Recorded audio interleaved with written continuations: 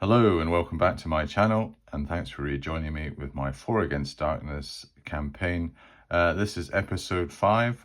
We are still in the Crypt of Lost Souls.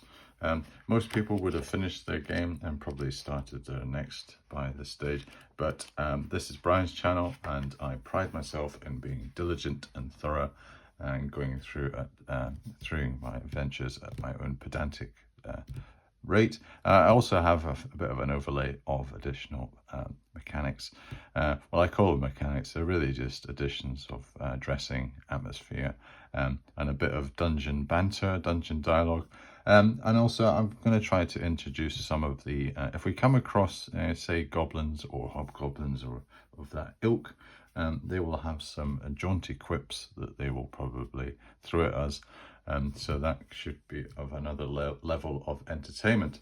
We had left our intrepid adventurers. Just give you a quick reminder, that's Taryn, Flint, Isolde and Phelan. They were in room 9. They had almost come to the end of the map. They realised that this was a dead end. This contained a special event of a trap with a trapdoor that our brave leader, Taryn, our warrior, basically a ranger analog, managed to, probably with his perceptive sense, his ranger training, managed to discern the fact that this was a trapdoor and successfully negotiated it. We did realise that the room was empty, so what we've decided to do as a group is to retrace our steps and probably try to get back to corridor 6, and instead of going all the way back through the dungeon to another option, actually go this north up this passage.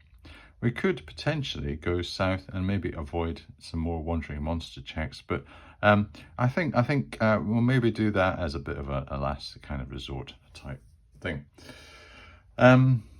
Right, well, we may as well get cracking. The only thing we have to do is just be a bit careful about our marching order, because we are retracing our steps.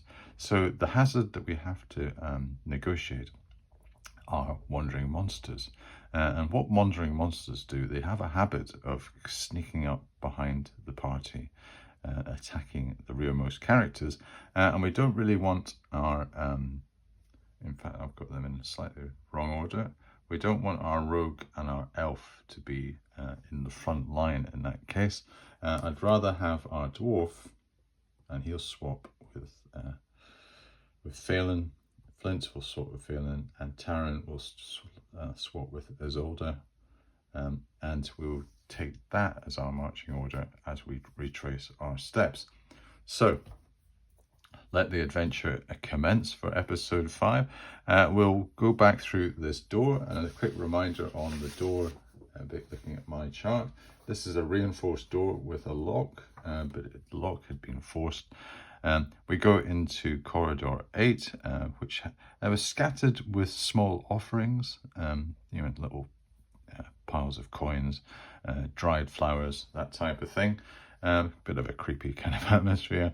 And then we went into this intersection area, and I think that's where we found some jewelry, 150 gold pieces worth of jewelry that we gave to Flint. And there also was some dungeon dressing, because we had a bit of atmosphere from memory, and I'll just give a quick reminder of that. Yeah, it was close and claustrophobic, this area. So we go back through the close and claustrophobic. This will require us to do a wandering monster check. So let's do it for number 8 first. As we go back through the reinforced door with the broken lock, what is the result? So we get a 4, so we are okay. We get into corridor 8. We go back through this, and this is a simple wooden door with an iron ring, so no problems there. Get back into this section. This is the close and claustrophobic intersection. So let's roll and see how we get on. So we get a 3. We're doing fine. We go back down this corridor, through this door here, and this door is a swollen wooden door. We open again, and we are now into this long corridor, which we've already searched, and was empty, and it didn't have any form of dressing or enhancement. So we will check whether we have wandering monsters. Ooh, so yes, we do have a wandering monster. So I will consult my wandering monster table. So we are now in room 6. Now the wandering monster table is, where is the wandering monster table? That is separate, isn't it? Here it is, wandering monster table, D6. So who is going to sneak up, surprise us, just as we had reached the point that we were trying to get to? It is number 5, and we roll on the weird monsters table. Great. Now these classify as, I think they classify as a boss for getting through the dungeon. But let us look at the table, the weird monsters table. And the weird monsters table says, yeah, you get all these things here, these strange, I suppose that's why they're called weird monsters table. And I think in the actual detail themselves, because on my little flowchart, weird monsters is 38. So let's look at 38 in the thing. And 38 says, yeah, weird monsters are equivalent to bosses. Defeating a weird monster gives 1 XP roll, with the exception of invisible gremlins. So, and because they're equivalent to bosses, I think you roll it, you know, to see if you come to the final boss as well. I think maybe for quests, I don't know if they classify as a creature that is worthy. You know, they do have quite a selection, you know, like Minotaur and Chimera. You know, I would say that they are worthy of, you know, that quest thing. Yeah, I might. Let's find out what we get first, and see. So we're going to have a 5. It's a giant spider. Ooh. Level 5, 3 life, 2 attacks, 2 treasure rolls. Characters taking a wound must save versus level 3 poison or lose an additional life. Due to the spider's webbing, the party may not withdraw from this fight unless they cast a fireball spell to burn the webs. Reactions: always fight. So while the characters were exploring this area of the dungeon, this giant spider must have moved in, and it's been spinning its web. So as we came through the swollen wooden door, suddenly we were entrapped in this giant web, and this spider comes out and attacks us. What are we going to do? Are we going to basically take it on? I don't think we have much of a choice because we can't withdraw. So let us, I'll just take this as a little bit of an interlude, and we'll put a weird monster. And it is a giant spider. This is pretty frightening, isn't it? I don't think it's intelligent, so it can't talk, so I can't do any witty quips from it. It's a level 5. Is level 5. Put that in brackets. It has 3 life. So I'll put these as squares. And it has 2 attacks. 2 attack and 2 treasure rolls when we come to it. And if it does strike one of our characters, we must save versus a level 3 poison. Okay, well, I'll keep that sheet close by. So we have our characters against our spider. Let's see if I've got my little spider model. I don't. Yeah, it's a bit of a shame. I could have popped my spider out just to give us a bit more atmosphere. But we do have. Let us say that we move back into our marching order. Although no, we aren't. We are. This comes up behind us, isn't it? So yeah, so at least we've got our 2 characters in the back. It is a corridor as well, so the maximum that we can fight is with 2. So we could use Phelan, use her bow from long range. So that is something that we can consider. So let's begin our attack. No, I have to get back to basics. This spider surprised us because it is a wandering monster.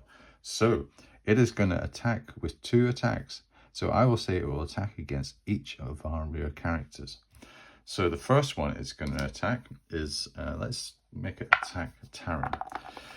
And it has it's level 5. Let's have a look at Taran. It's a level 5 monster. So we have to get 6 or over. Taran has light armor, so he gets +1 on his defense. We will not be able to get the benefit of our shield in this round. So he gets +1. That's all he's going to get. So he gets a +1 to his defense. And it's a level 5 monster. So this is really quite severe. He gets a 2. So he fails. So that means that Taran takes 1 point of damage. So I'll put 1 hit there. Also, he's also going to be affected by poison. And it's a level 3 poison. So basically he has to get 3 or more or lose an additional life. I think that's the way it works. Yes, if he rolls 3+, he will not lose an additional life. So the spider, its fangs pierce his light armor. Will it affect him? Oh dear. So he has he's been affected by poison too. So he's now taken 2 hits. That's not too clever. But at least he's got a lot of hit points. So maybe not such a disaster. Against Flint, it's a 5, 6+ that he's going to need. Does he have any advantages? Well, he has heavy armor, so he gets +2. And he only has a defense bonus against trolls, ogres, and giants. So +2 to his roll. Let's see how he gets on. So, oh dear, that's an automatic fail. We are not doing well. So that's 1 hit. Let's see if he gets some poison. Let's see if this affects him. No, he manages to avoid any poison. You know, it's quite a strong dwarf. He probably fended that type of thing off.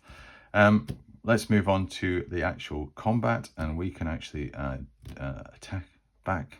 And also we do have Phelan with her bow, so she can actually use her bow in this round as well. So let's do Taran first, and Taran has an attack. Again, it's a level 5 monster that we're up against.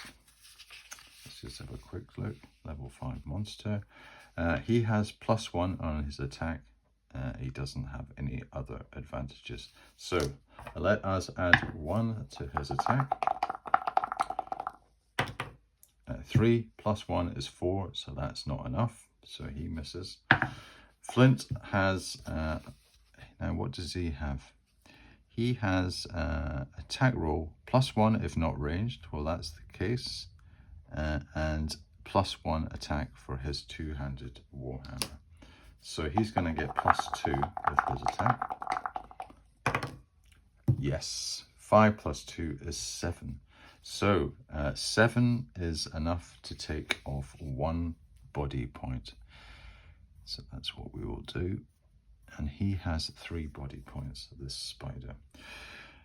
We do have Phelan, our elf, and she can use, she could potentially use her sleep spell. But I think that's maybe a bit of a waste at this stage. Yeah, I think what we'll do is we'll do, yeah, she gets an attack roll of +1 with her bow. So let's do that. Let's do her bow with attack roll of +1. She does not get an attack roll bonus if it's a two-handed weapon. So she's using her weapon of choice, her bow. Let us see how she gets on. 5 plus 1 is 6. So yes, she does 1 point of damage. So the spider is... Now the spider is now down to under half. So what he does is he goes down to level 4. And also we have a flea. Does he flee? Let's just have a quick look. They automatically attacked these creatures, but I don't know if they can flee. Giant spider. Due to the spider's reactions, always fight. No, I think they do. They do. So yeah, we could cause it to flee. So if it gets a 1 to 3, the spider says, I'm not really doing too well here. You know, I'm down on the body count. You know, I've had a bit of a lucky hit against one of them, but let's see how I get on. So no, spider says, I am still in the game. So we get back to, this is the spider's turn again, and spider is going to try to take on, he's a bit reduced, so he's now a level 4 monster. So we have to defend, and Taran gets the advantage of his shield now, so he gets +2 to his defense, +2 against defense, a level of 4. So yes, that's an automatic defend. So that's pretty good result. So Taran manages to fend off one of the attacks, and Flint has heavy armor of +2. He doesn't get any other advantages. So +2 for Flint against defense. Oh, that's an automatic fail. So Flint takes a 1 hit. So he's at 2. And is he going to pass his poison check? So he needs 3 or more. He does. So he's okay. That is the spider's turn over. We move on to our combat, and we'll have Taran. And he needs, with his +1, against level 4. No, he gets 3, so that's not good enough. And Flint has a +2 against, let's see if he can wipe this spider out with his last. Yes, he does. A mighty blow from Flint. That is enough to destroy the spider. Okay, good. So that was quite a nasty little combat. We've taken both our fighting party members have taken 2 hits each with spider poison, so they're probably not feeling too great.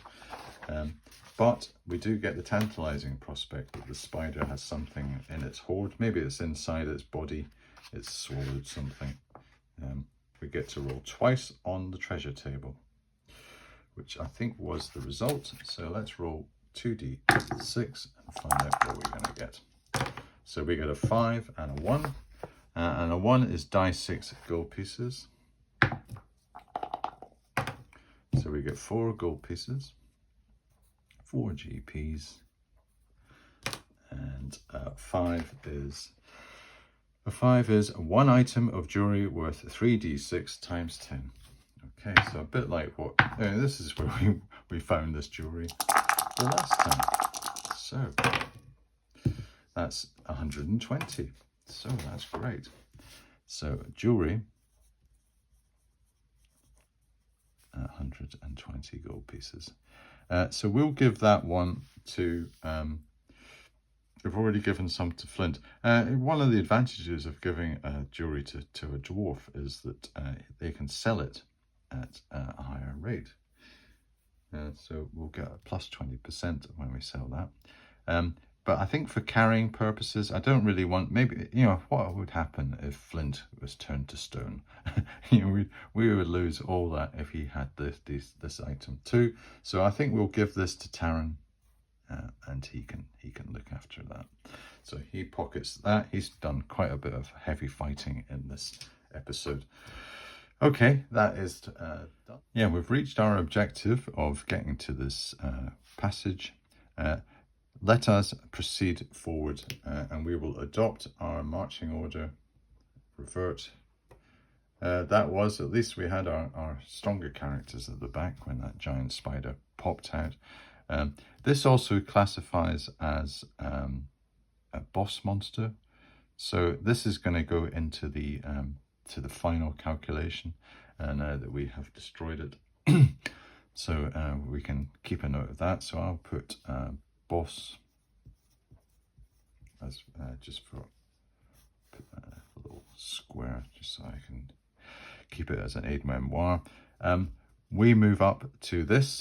Let's get back into our flow and find out what is beyond this passage. And we get a 5, a 45 and a 4. And a 4 on my table is dungeon atmosphere, and a 45 on my chart is, what does 45 look like? Right, it's this intersection again. So we could really come up any way. Yeah, I think I might do this so it comes up, we come up 2 here. Yeah, 2 here and 2 here and 2 here and 3 down here. Yeah, that's how I'm going to play that one. And we have some atmosphere. It is a corridor that we have found. So this is corridor. We've got up to 10. Corridor 10. And we've got some atmosphere in this. So what is atmosphere for a corridor? We roll a d6. And we get a 1. So again, this is close. This is close and claustrophobic as well. The walls seem to press inward. Every sound bounces back too quickly, and lantern light feels swallowed by the gloom. Now, that was the same as this, which was identical room. So it must be this is the type. You know, whenever you come to this intersection, we have this close and claustrophobic. So that is the story behind that one. We also got to find out, tantalizing prospect, is there anything in here? So we roll a 4, and a 4 on our little flow chart means, a 4 means for a corridor, empty, can search. Okay, so I will put empty. It's close and claustrophobic though, so they're not too keen to hang around. Are they going to do a bit of searching? Yeah, good chance it's empty. If we got a 6, shall we go for it? There is a more chance of getting a wandering monster in this. We've just had a wandering monster thing. I think what we need to do is maybe just say it is there for searching. We could come back if that's an option. I think we will just keep on moving forward.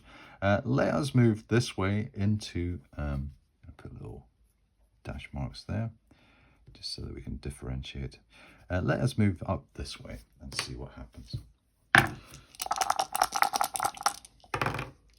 Okay, so no event per my little chart. We get a 66. So what is a 66 apart from being the top score that you can get? Right, wow, this is strange. I think I'll probably do it this way. I think that would make a bit more sense. So we're actually going to have a door. So I'll put a door here. We are going to be going down a passage of 2. This turns into a rather larger room with some sub-passages moving off, ending in doors. So let's do this way too. So we're going to go down 2, and then this goes this way, and there, and another door here. Okay. Well, that's an interesting shape. Right. It's like a bit of a, you know, if you had a little cockpit there, like a little bit of an interceptor. science fiction thing, or Thunderbird 4, I think would probably be, if anybody's familiar with Thunderbirds. Okay, what are we going to check for this door? Let's check for the door first, find out what the door is all about. It is a 6. So what is number 6? Oh, rather, that is, it's just a simple wooden door. So it's just our simple wooden door with the iron ring. So nothing special, but is there something special inside this room that's going to face us? We get a 5, and a 5 on our thing is empty, roll d6 special features table and can search. All right, so this is room 11. I'm going to put, we're going to have special, and we can search it. So I better put a little S there, just to say that we can search it. It's still outstanding. I'll have to get some sort of code for that, because just as a kind of memory thing, which ones we can still search.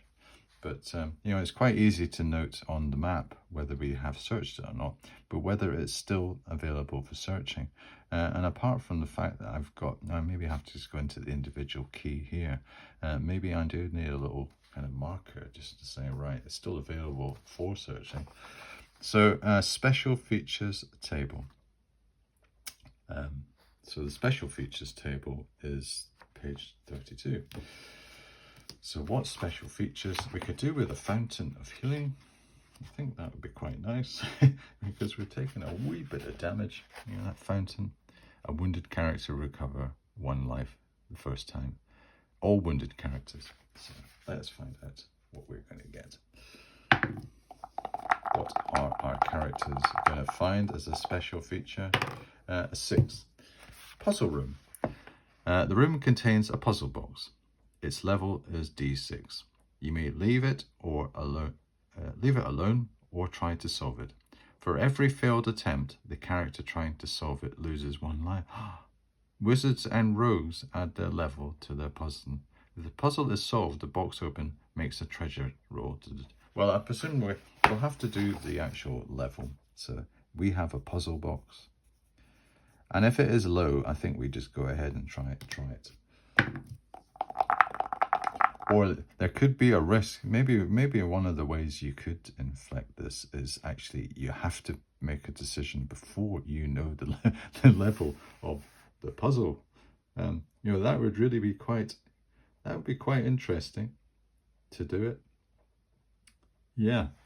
Should we do that? Should we? Maybe I will ask. Maybe I'll just do a kind of a rather unorthodox approach and ask a little oracle, and it will be a yes will be 1 to 3, and a no will be 4 to 6. And so, should I try the puzzle before we know the level? And 1 to 3, we do it. So we are foolhardy enough to do it. And who is going to do it? I would say that there's probably more chance of our inquisitive, witty rogue to put her head above the parapet on the puzzle box than the others. So let us do 1 to 2. It is Isolde. 3 it is Taran. 4 is Flint, and 5 it is, and we will ignore 6. So 4. So that was, it is Flint. So Flint it must be obsessed with his covetous nature. And you think, yes, I can, if I solve this puzzle, I will unleash some treasure. So let us find out the level of the puzzle box. We have a level 4 puzzle box. So what was exactly the wording? It's a level D6, you may leave it alone. So we have to get the level or above. Yeah, so we need 4+.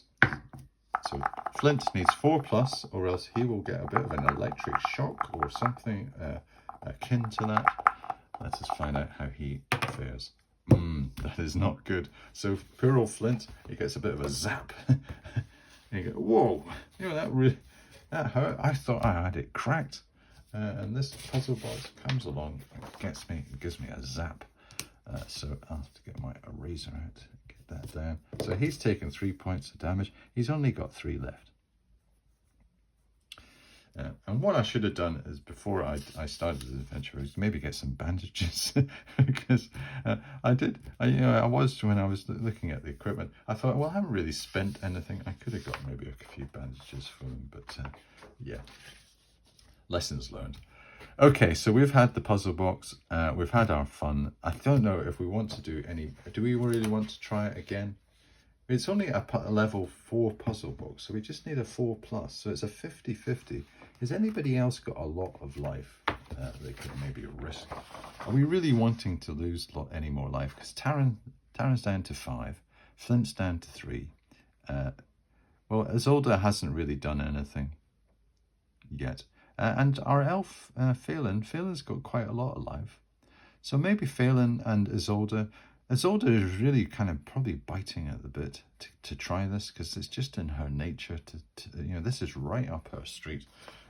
I would say that let's put it to the oracle again. On a 1 to 4, Isolde decides that she just can't resist the temptation, and she does. And she says, right, I have to solve this puzzle. It's driving me crazy. 4+, surely I can get it with my Tomb Raider skills. Yes, I've solved the puzzle. Well done, Isolde. So you will get the treasure. And what did it say? 32. Well done, Isolde. She did. She struck gold with the puzzle box. We can roll, make a treasure roll to determine. So let's find the treasure table. Let us roll 1d6. 2. So, after all that, it was 2d6 gold pieces. Oh well, better. And poor old Flint's been zapped. He's been zapped by it. So we've got 7 gold pieces. 7 GPs. And Isolde's going to take that. Let's have Isolde. She will actually pocket that cash. The rest, I think we've got 4 gold pieces. Let's give that to Phelan. Has got that in her purse. So that's F. Okay, we have had our fun in this room. Which way are we going to go? And I think we'll probably just do one more room, and that'll be it for today. I think that's what I'm going to try to do. Just bite-sized chunks in these things. And I know if you're watching this, you're probably thinking, "My goodness, Brian, how long are you going to take to get through?" As long as it takes. As long as it takes. So, are we going to go north? Or are we going to go south? I think we have to. I'm just getting pushed towards north. Let us go through the north. Let's see what we get. So, we get 44 and a 4. And a 4 on my chart is dungeon atmosphere. So what have we got? 44. 44 is okay. We're probably not going to be able to get all of this in. We have to a door connector. Are we better going that way? Yeah, that might actually work better. So let's do it this way. We go up 2. We go in. Oh, this does work. Good. This goes along the edge of the complex here, and this goes along 2, back 2, down. Good. So that actually does work. So this is quite a large room. So we get to roll on the room atmosphere. Let us see what is the story on that. Dungeon atmosphere room. 1d6. 1. Still and suffocating. The air hangs motionless, heavy with age and dust. Each breath tastes of stone and decay. Footsteps sound unnaturally loud, as if the dead themselves are listening. Now, I think we had a still and suffocating. That's kind of jogging my memory earlier on one of these rooms. I just can't quite remember. And I think that's what I'm going to do for future reference, is I'm just going to make a little note of what the special atmosphere and the special dressing as for each of these rooms. So I'm going to have these are lessons learned, which I'm going to put into practice going forward, and have a bit more of a rich kind of narrative in my key. But that is the atmosphere that we have generated for room number 12. And let us find out what we are going to be facing in room number 12 in the still and suffocating atmosphere that is this room. What are we going to be facing? A 9, and a 9 on my flowchart is empty. So we can search. I think we are going to search this because this is a room, and we have a more chance of finding something that is tantalizing in this room. So we will search. We get a 1, which is a wandering monster. Oh no. Let us find out what sort of wandering monster it is. It's going to take us by surprise. We'll get to the wandering monster section in the book. We're not going to get another weird monster, surely not. A 2, vermin. So we're going to roll on the vermin table. I might not have chance to just do this combat. I think what I'm going to do is just roll it up. And if it is something that is intelligence, I'm going to make it speak forth on my little table. But otherwise, this is a fight for the next episode. Oh, it's the swarmlings. It's 2d6 goblin swarmlings. 2d6 goblin swarmlings. We're going to have 9. So we've got 9 goblin swarmlings. Now we had quite a successful fight with them last time, because remember Taran with his mighty blow, he managed to wipe out 5 of them in one swipe. But this is even more, and I do get a chance because I think these classify. What I was thinking with the goblin swarmlings, they're a bit. If you remember, in the Fellowship of the Ring in the Peter Jackson film, and they go into Moria, and there's these goblins that are they're quite small, and they kind of screech and whatever, and they seem to swarm, and that's the type of creature that I'm envisaging is a swarmling. But I think there would still be a minion that could taunt us. So let's have a minion taunt to close this episode off, and a hero's response that is fitting to shout back. So the swarmlings, they have taken us by surprise. They have sneaked in, and they are suddenly swarming over us. What is their taunt? They say, "Run while you can. We'll pick your bones clean." And Isolde, she has a witty riposte of, "Oh, I never run. Not when there's treasure left on your corpses." Yes, that's exactly the way you want to end an episode of 4 Against Darkness. We are going to continue with the adventures of our little band, a very merry band with Isolde in it, because she's very, very witty and charming and whatever. And she just solved that puzzle, so maybe she's on a bit of a high. We've got 9 little swarmlings to deal with. They are going to get a free attack against us, so we are going to be getting some damage. We could really do with a bit of healing coming up, but that is not the case yet. What will happen in the next adventure? Please tune in again to find out. Thanks for watching, and I'll see you next time.